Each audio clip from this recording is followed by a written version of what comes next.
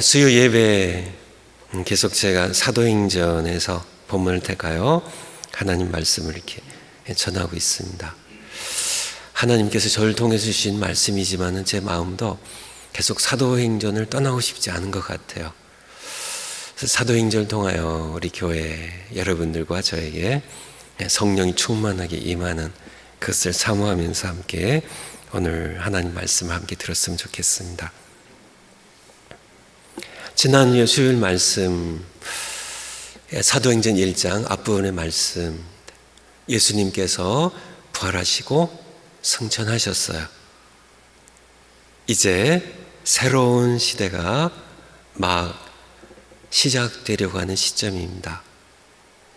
성령께서 이제 2장 1절부터 강림하시고 드디어 지구상에 존재한 적이 없었던 교회가 태동되는, 인류 역사에 새로운 세력이 등장하는, 음부의 권세가 이길 수 없는, 내가 내 교회를 세우리라고, 이 반석 위에 세우리라고 하셨던 음부의 권세가, 지옥의 권세가, 죄와 죽음의 권세가 이기지 못하리라고 하셨던 바로 그 교회가 막 세워지려고 하는, 인류 역사에 새로운 동이 되는 그런 시점입니다. 그것을 준비하는 이 하나님의 백성들, 그들이 두 가지를 준비하는데요. 그 첫 번째 것이 바로 기도하다. 기도를 했어요. 기도하는. 12절에 보면 제자들이 감람원이라는 산으로부터 예루살렘에 돌아오니 이 산은 예루살렘에서 가까워 안식일에 가기 알맞은 길이라. 그래서 안식일에 일을 하지 말라고 이렇게 말씀하셔서 오직 하나님을 예배하고 그리고 안식하는 것에 집중하도록 하기 위해서 여행을 하지 않아야 된다는 해석을 했고요. 그들이 성경에 덧붙인 것이 무엇이냐면 2000규빗을 넘지 않게 여행을 해야 됩니다. 2000규빗 하면은 0.6마일 정도, 1km 정도예요. 그 정도 이상을 이렇게 넘어가지 않는, 그래서 감람산에서 예루살렘 성 안에 들어가는 거리가 1km 이내였을 그런 표현입니다. 가깝다는 얘기죠. 들어가 그들이 요하는 다락방으로 올라가니, 그래서 이 다락방은 바로 마가 복음을 기록했던 마가의 어머니의 소유한 다락방으로 그렇게 알려져 있습니다. 제법 큰 다락방이겠죠. 베드로와 요한과 야고보, 안드레, 빌립, 도마 11사도의 이름이 쭉 여기에 13절에 나와 있어요. 그리고 여자들과 예수의 어머니 마리아와 예수의 아우들과 더불어, 그래서 예수님의 아우들이 야고보도 있고 유다도 있고요. 여러 사람들이 있죠. 근데 고린도전서 15장에 보면 7절인가에 예수님의 아우 가운데 야고보를 예수님께서 부활 후에 만나 주시죠. 그런 기록이 고린도전서 15장에 나와 있습니다. 전에는 예수님을 아우들조차 믿지 않았지만은 예수님의 부활 후에 예수님을 이제 그분이 누구신지를 깨닫게 되고, 그리고 예루살렘 교회의 중요한 기둥 같은 인물이 되게 되죠. 더불어 마음을 같이하여 오로지 기도에 힘쓰더라 라고 말씀하고 계십니다. 앞서 말씀처럼 너희가 몇 날이 못 되어 성령으로 세례를 받을 것이라고 아버지 약속하신 것을 기다리라고 이렇게 말씀하셨는데 꼭 기도해야 됐을까요? 약속하셨잖아요. 주신다고 약속하셨잖아요. 기다리면 되잖아요. 약속하신 건데 어련히 주실까 봐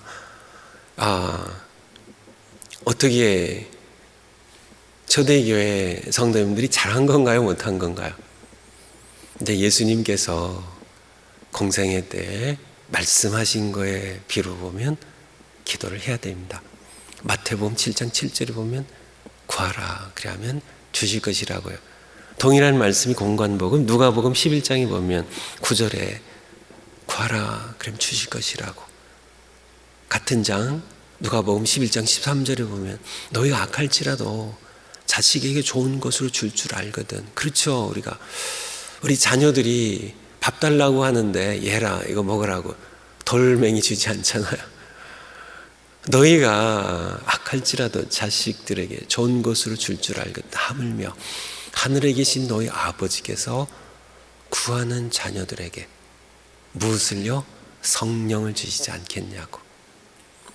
누가복음 11장에 보면 13절에서는 우리가 구해야 되는 가장 중요한 것이 바로 성령임을 우리에게 말씀해 주고 계세요. 그러므로 아버지께서 약속하셨는데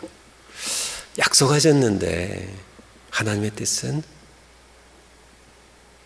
준비하고 계시지만은 구해야 주세요. 구하라 그러면 주실 것이라고. 왜 꼭 구해야 주실까? 왜 꼭 구해 주실까? 그 이유는 저에게가 아니라 하나님께 여쭤보세요. 여러분 아버지시니까. 저도 잘 모르죠. 근데 그게 하나님의 뜻이에요. 그렇게 말씀하셨으면 구하면 되죠. 주기를 더 원하시는 분이 하나님이시고 우리가 받길 원하는 것보다 주기를 하나님께서 더 원하시니까요. 아마도 성경을 비추어서 이렇게 서술되어 있지 않지만은 비추어서 성경에 나타난 하나님의 성품에 비추어서 본다면 그분은 기도를 통해서 우리에게 또 다른 것을 더해 주시기 위한 것입니다. 그냥 이렇게 성령을 약속하셨어요. 아무 기다리고 태연히 앉아 있는데 그냥 이렇게 성령을 이렇게 부어주셨습니다. 그렇게 하는 걸 거예요. 실제로 우리가 살아가면서요, 기도 안 했는데 하나님께 주셨어요. 그러면 어떻게 될까요? 그게 하나님이 주시는지 아닌지 잘 모르고요. 저는 그래도 적어도 그렇습니다. 잘 몰라요. 그리고 감사할 줄도 모르고, 또 기도라는 그런 과정을 통하여 우리는 하나님을 가까이 하며 만나며 느끼며 경험하며 이분을 더 사랑하게 되고 더 믿게 되고 하는 그런 이 과정이기 때문에 기도라는 것이 하나님께서는 그것을 원하시는 것이 아닌가 하는 생각을 성경을 통하여 우리가 해볼 수 있게 되죠. 그들은 이제 하늘을 그렇게 집중하여 이렇게 계속 쳐다보다가 두 천사가 그만 쳐다보라고 이제 다시 오실 것이라는 말씀을 듣고, 그리고 예루살렘에 들어간 그들은 다락방에 올라가서요 같이 기도하기 시작했는데 어떻게 기도했어요? 마음을 같이하여 오로지 기도에 힘쓰더라. 그래서 기도할 때 저도 늘 여러분도 기도하고 저도 기도하지만은 기도할 때 이렇게 집중하지는 못하는 것 같아요. 우리가 기도할 때 기도에 몰입하는 마음을 같이하여 오늘도 함께 우리가 말씀 듣고 기도하는 시간 가질 텐데, 좀 120명이 안 되지만은 더 쉽겠죠. 숫자가 적을수록. 우리가 마음을 같이하여 함께 오로지 기도에 집중하는 힘을 쓰는 그런 시간을 갖기 원합니다. 두 번째, 이제 성령 강림하시고 교회가 시작되는 역사의 참 놀라운 전환점에 서 있는 하나님의 백성들이 이 시대를, 새 시대를 기도로 준비했고, 두 번째는요, 가룟 유다의 빈 자리를 채우는 그것을 한 것이 이제 15절부터 26절까지의 말씀 가운데 나옵니다. 그것이 그렇게 중요했을까요? 중요했죠. 왜 중요했을까요? 바로 그들의 고백 가운데 있는 것처럼 22절에 항상 우리와 함께 다니던 사람 중에 하나를 세워 우리와 더불어 예수께서 부활하심을 증언할 사람이 되게 하여야 하리라. 이 목적 때문에 그렇습니다. 단지 한 사람을 채우는 것이 중요한 것이 아니라 그들이 감당했어야 이 할 일, 소명이 목적이요. 이것이 너무 중요했기 때문에, 그래서 그들이 이제 선출하는 방법을 보면 우리가 12월 10일 날 공동회에서 우리가 함께 선출한 분들을 또 장로님으로, 권사님으로, 안수집사님으로 세우는 임직 예배를 드립니다. 초대교회는 어떻게 세웠는지 한번 엿볼 수가 있죠. 여기 보면 함께 모인 무리의 숫자가 약 120명이었습니다. 그런데 대략 말씀드려서 하나님만 정확하게 아시겠지만은 여기 정확하게 이름들이나 숫자가 나와 있지 않기 때문에 약 120명 가운데 여성들이 절반이라고 친다면 남성들이 한 60명 되겠죠. 거기 가운데 11명이 이미 사도였습니다. 그렇다면 대략 50명 정도가 남겠죠. 그래서 지금 50명 정도의 후보군이 지금 형성되어 있습니다. 120명 가운데 이제 뽑으니까요. 하나님께서는 교회 리더십으로서 구약시대부터 신약시대까지 남성들 가운데 리더를 세우시고 또 여성들이 돕도록 그렇게 하셨기 때문에요. 후보군은 50명 정도입니다. 그들 가운데 먼저 그들은 어떻게 사람들을 추릴지에 대한 자격 요건을 먼저 선포하게 되죠. 21절에 보면 이러함으로 요한의 세례로부터 우리 가운데서 올려져 가신 승천하신 날까지, 세례 요한으로부터 요단강에 세례받는 그날부터 예수님이 승천하신 날까지 주 예수께서 우리 가운데 함께 계실 동안에 항상 우리와 함께 다니던 사람 중에 이것이 바로 자격 요건이었습니다. 왜 이 자격 요건이 중요했을까요?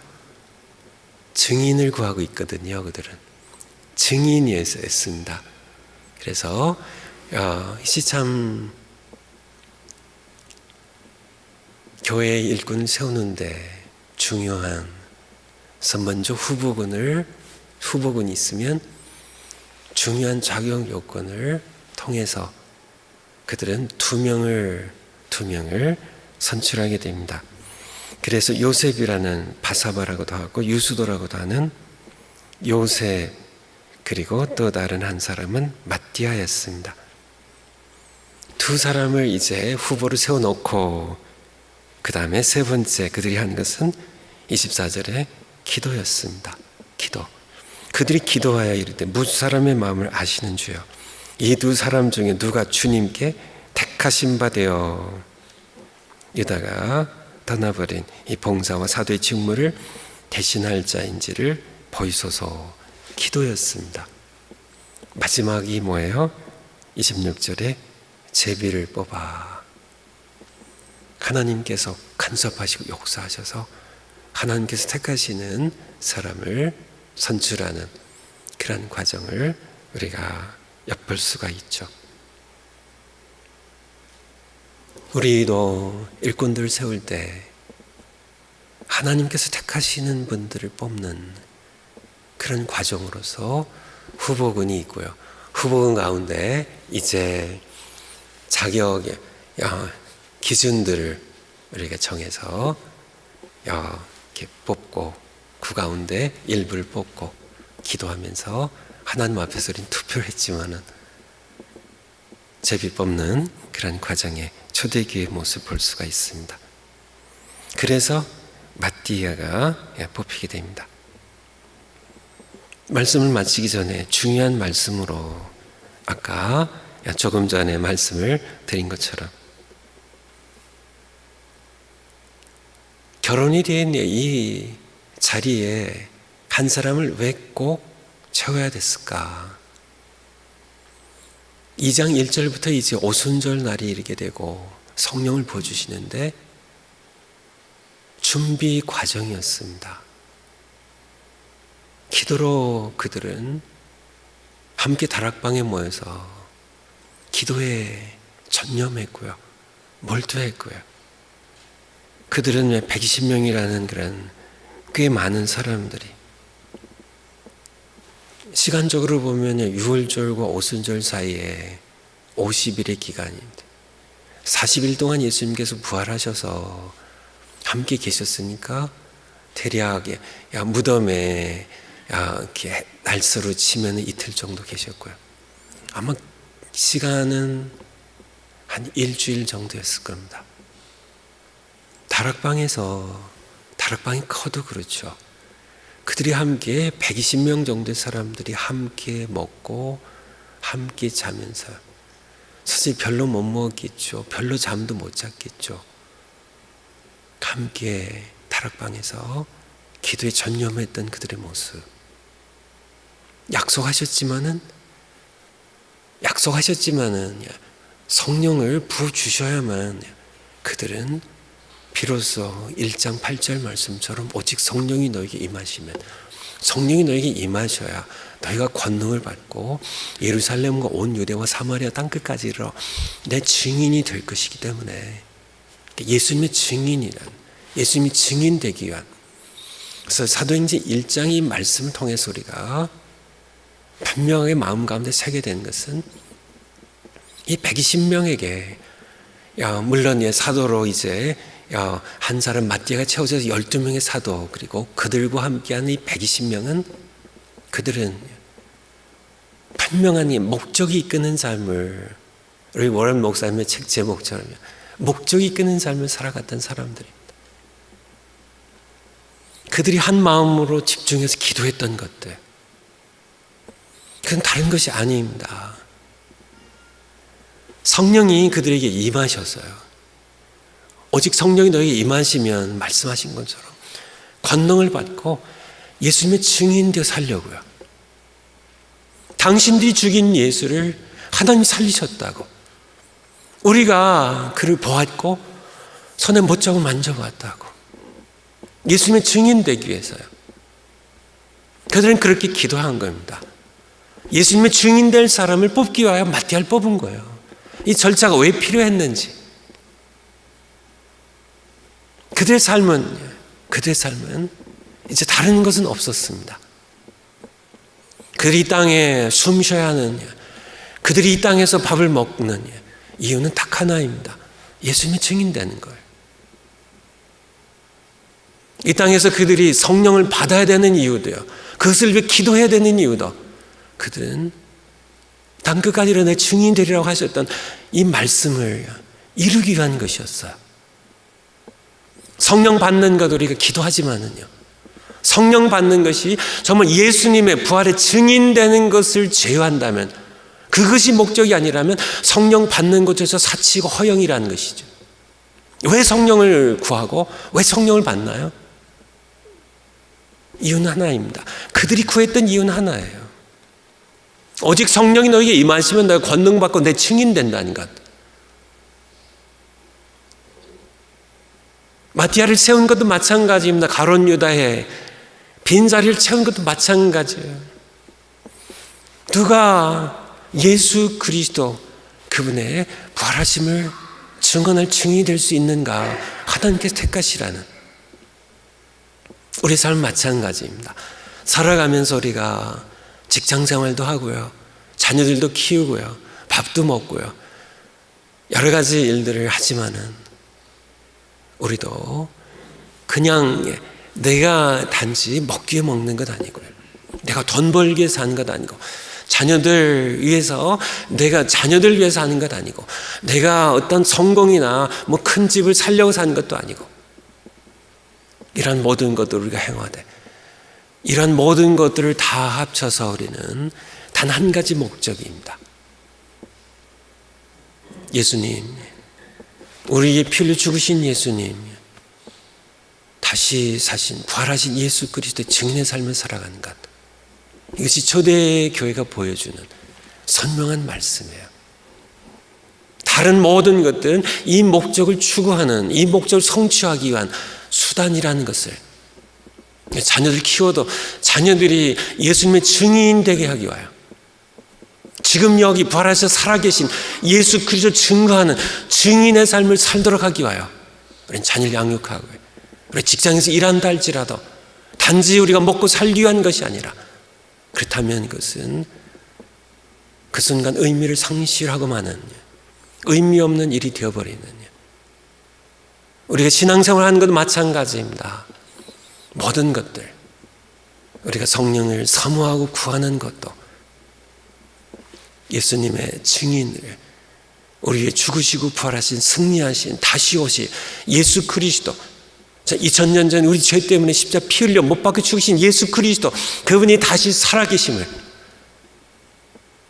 우리가 성경을 통하여, 우리가 증인을 통하여, 지금 여기 살아계신 그분의 계시를 통하여 우리는 만나고, 그분을 인하여서 우리는 구원받고요, 구원받은 우리의 이후의 삶은 부활하신 예수 그리스도 그분을 증언하기 위하여, 증거하기 위하여 그분을 알지 못한 세상 사람들에게, 우리 주변의 가족들이나 직장 동료들에게, 친구들에게,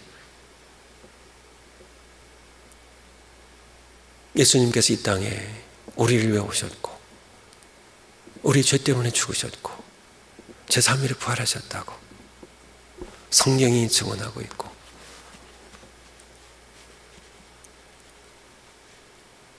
지금 여기 살아계신 분이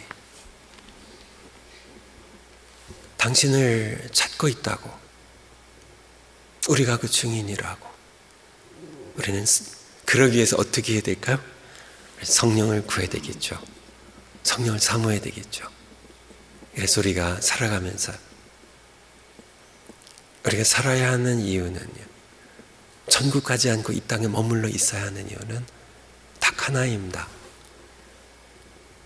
예수님의 부활을 증거해서 죽은 영혼들, 예수님 만나 구원받을 수 있는 영혼들, 우리가 침묵하면 지옥불에 떨어질 불쌍한 영혼들, 그들에게 예수님을 증거하는 이를 위해 살기로 결단하시는 우리 모두가 되었으면 합니다.